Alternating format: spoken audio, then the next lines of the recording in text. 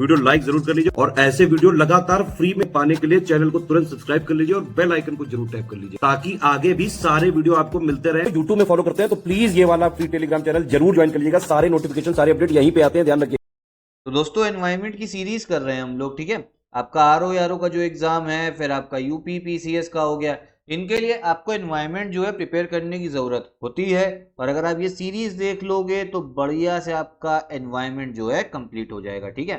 साथ में paid group भी चल रहा है हमारा यूपी पीसीएस आरओ का, उसको भी आप ज्वाइन कर सकते हो इन नंबर्स पे कॉल करके। चलिए वीडियो हम लोग अपनी स्टार्ट भी करते हैं। तो देखिए जो पहला क्वेश्चन है इसमें बात क्या हो रही है, आपके फूड चेन के बारे में बात हो रही है, जो खाद्य श्रृंखला होती है ना उसके बारे में बात हो रही है। अब पहली चीज तो ये समझो फूड चेन आपका होता क्या है। तो देखो अगर ये डायग्राम देखोगे आप तो आपको यहाँ पे समझ में आएगा। सबसे पहले आपका प्रोड्यूसर, जैसे जो आपका घास वास है, घास बनी, उसको कौन खाता है, ग्रास हॉपर हो गया, जो कीड़े वगैरह हो गए, ठीक। अब इस कीड़े को कौन खाएगा, जो आपकी बर्ड है। इस चिड़िया को कौन खा लेगा, आपका स्नेक है, ठीक है। और स्नेक जो आपका सांप है, इसको कौन खा लेगा, आप काउल खा लेगा, ठीक। तो आपको ये समझना आपको पड़ेगा कि भैया एक जो है प्रॉपर चेन चल रही है, ठीक है। और जिस हिसाब से हर जो स्पीशी है, हर जो जानवर है दूसरे जानवर को खा रहा है, उसकी एक पूरी प्रॉपर चेन होती है। तो ये शुरू कहाँ से होता है, देखो सब जो शुरू होता है वो आपका ग्रास से होता है, जो प्रोड्यूसर है, ठीक है। अब देखो कहाँ से शुरू हो रहा है, तो इसका जो करेक्ट आंसर होगा वो है आपका फोटोसिंथेसिस। इसको हिंदी में क्या बोलते हैं, प्रकाश संश्लेषण, ठीक। फोटोसिंथेसिस तो आप लोगों को पता ही होगा, जिससे जो पौधे हैं वो अपना खाना जो है खुद बनाते हैं। तो फूड चेन फोटोसिंथेसिस प्रकाश संश्लेषण से ही स्टार्ट हो रही है। अगर ये ना होता तो भैया ना आपका घास होता, ना पेड़ पौधे होते, फिर उस पर कोई खाता भी नहीं, ठीक है, ना कोई कीड़े मकोड़े कुछ ना खाता, तो फिर वो चलता भी ना आगे, ठीक है। आगे देखो क्या बोला जा रहा है, how long biological patent remains effective in India.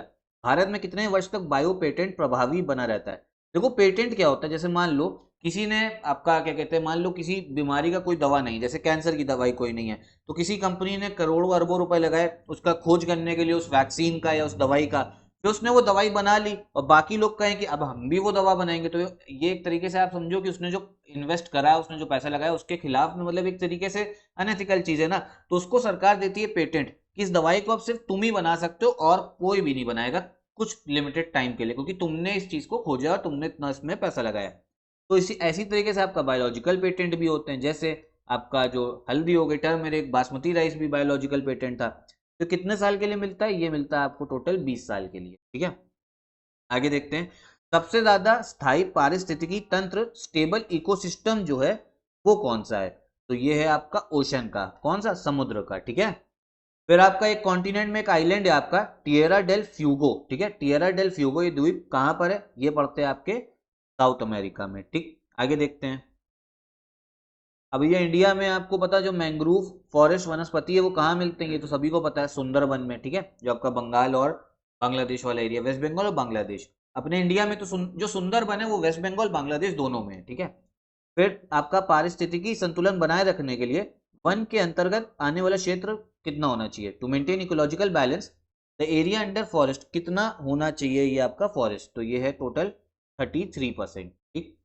आगे देखिए, इसमें बोला जा रहा है least visible form of soil erosion क्या है, ठीक है। कौन सा भू क्षरण का सबसे कम दिखाई देने वाला रूप है। सॉइल इरोजन क्या होता है, जो आपकी मिट्टी है इसकी जो टॉप लेयर है वो उड़ जाती है, उस वजह से जो पेड़ पौधे हैं उनको सही से न्यूट्रिएंट्स नहीं मिल पाते और ग्रोथ नहीं होती। जो सबसे कम लीस्ट विजिबल है दिखाई देने वाला, ये होता है आपका लेयर इरोजन, आपका परत अपरदन।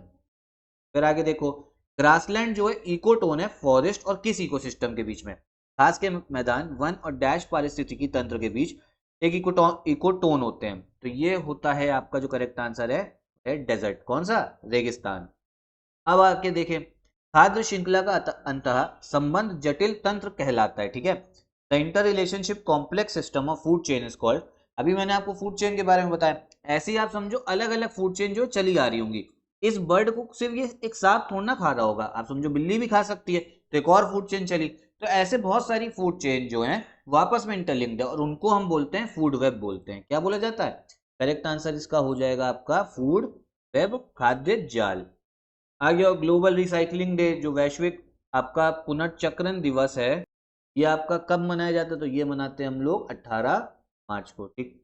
फिर आ गया यूरेनियम सिटी जो है ये किसने बनाई है आपकी, तो ये आपका बनाया है किसने, कनाडा ने, जहाँ पे ये बनी है। अब अगर हमें मान लो पेड़ की आयु का पता लगाना है, एज ऑफ द ट्री, तो ये कैसे होता है, तो उसकी स्टेम है ना, जो उसकी धड़ है, उस पे जो वले हैं, जो रिंग्स हो गई हैं, जितनी रिंग्स होती हैं ना, उस पे अलग अलग रिंग्स बनी रहती है, उसको काउंट करके हम उसका एज ऑफ द ट्री बना आपका बता सकते हैं। ये क्वेश्चन देखो काफी पूछा जाता है, इंपॉर्टेंट है। फिर उत्तर प्रदेश में आपका एक सलखान जीवाश्म पार्क है, सलखान फॉसिल पार्क। ये कहाँ पर है? तो ये देखने को मिलता है हमें सोनभद्र में। आगे देखो, फिर आपका ऊषा कोठी वन्य जीव अभयारण्य, ऊषा कोठी वाइल्ड लाइफ सेंचुरी, ये कहाँ पर आती है? तो ये है आपके उड़ीसा में। देखो जितने भी आपकी वाइल्ड लाइफ सेंचुरी हो गई, जो फॉसिल पार्क हैं, जैसे उत्तर प्रदेश की काफी इंपॉर्टेंट जगह, जितना आपको मैं इस वीडियो में बता रहा हूँ ना, जितना इस एमसीक्यू सीरीज में होगा, तो उतना ही आपको करना है, उसके बाहर नहीं करना, क्योंकि बहुत सारा फैक्ट है, इतना फैक्ट जो है कोई भी याद नहीं कर सकता। तो जो इंपॉर्टेंट चीजें सिर्फ आपको वही याद रखनी है, इसीलिए सीरीज जो है वो देखिएगा। फिर यूनेस्को ने जुलाई 2016 में भारत के निम्नलिखित किस राष्ट्रीय उद्यान को वैश्विक धरोहर स्थल घोषित किया? तो आपका वर्ल्ड हेरिटेज साइट जो है वो कब डिक्लेयर हुई है? यूनेस्को ने करा है जुलाई 2016 में, ठीक है, मतलब कब नहीं, किसको करा है, कौन से आपके नेशनल पार्क को? तो करेक्ट आंसर है इसका कंचनजंगा नेशनल पार्क। कहाँ पर है? ये है आपका सिक्किम में, ठीक। फिर आ गया भैया एक टाइगर रिजर्व जो आपके दो अलग अलग स्टेट्स में फैला हुआ है, तो कौन सा है? ये आपका पेंच टाइगर रिजर्व। कहाँ पे आता है? मध्य प्रदेश में भी है और महाराष्ट्र में। पहला भैया कंट्री जिसने डिफॉरेस्टेशन को बैन करा है, मतलब पेड़ काटने को, तो ये तो बढ़िया कदम उठाया हुआ है। तो ये किसने करा है? ये है आपका नॉर्वे हो गया, ठीक। आगे देखो, फिर आपका फोटो पीरियड है। देखो फोटो पीरियड बोला जा रहा है किसको किसको प्रभावित करता है, इन्फ्लुएंस करता है। क्या होता है फोटो पीरियड? एक पूरे दिन में कितने घंटे के लिए रोशनी आ रही है, उजाला है, मतलब लाइट एनर्जी आ रही है, ठीक है। तो ये किसको करता है? ये आपका पौधे में कलियों और फूलों के खुलने का समन्वय, ठीक। फिर आपका मैमल्स में ब्रीडिंग टाइम को भी करता है, माइग्रेशन साइकिल ऑफ बर्ड्स, पक्षियों का प्रवास चक्र, स्तनधारियों का प्रजनन काल, तो सब है इसमें। करेक्ट आंसर है आपका इसका डी वाला। फिर आ गया पोलर रीजन में जो स्मॉल साइज एनिमल है वो कम होते हैं, छोटे आकार के जानवर दुर्लभ, मतलब बड़े बड़े दिखेंगे पोलर, जैसे पोलर बियर हो गया। क्या रीजन है? इनमें से कोई नहीं, क्योंकि वो क्यों कम होते हैं? क्योंकि भैया उनकी जो बॉडी की हीट होती है ना वो जल्दी लॉस होने लगती है, छोटे आपके जो एनिमल होंगे जानवर। और अगर वहां पे रहना है आपको, पोलर एरियाज में रहना है, ध्रुवीय क्षेत्रों में, तो वहां पे अपने शरीर की जो हीट है वो बचा के रखनी पड़ती है। फिर जो national board of wild life है, इसका करेक्ट स्टेटमेंट जो है इसमें हमको बताना है। तो करेक्ट स्टेटमेंट है, ये बना है आपका वन्य जीव संरक्षण अधिनियम 1972 के तहत, ठीक है। वाइल्ड लाइफ प्रोटेक्शन एक्ट 1972 के तहत बना है, ठीक है। और मिनिस्टर ऑफ एनवायरनमेंट इसका हेड नहीं होते हैं, प्राइम मिनिस्टर ही इसको जो है हेड करते हैं, इसीलिए बाकी सब जो है गलत है। और रिकमेंडेशन भी कोई बाइंडिंग नहीं है, अगर सरकार अपना आपका मानना चाहे तो मान सकती, नहीं मानना चाहे तो नहीं मानेगी। चलो इतने ही हम लोग क्वेश्चन इस वीडियो में रखते हैं। बाकी यूपीपीसीएस आरओ यारो के लिए टेस्ट सीरीज भी चल रही है, उसको ज्वाइन कर सकते हो और पढ़ते रहो। देखो एग्जाम तभी निकलता है जब आप डेली पढ़ेंगे, तभी आपका जो है एग्जाम का कट ऑफ निकलेगा प्री का। और मेंस के लिए आंसर राइटिंग करते रहिए, यूपीपीसीएस के लिए, आरओ यारो के लिए भी, दोनों का जो पेड ग्रुप है वो आपका चल रहा है। आरओ यारो में तो आपका जो मेंस में वो आपको ऐसे लिखना रहता है, तो उसका पेड ग्रुप जो है वो भी एससीएस में चल रहा है, ज्वाइन कर सकते हो।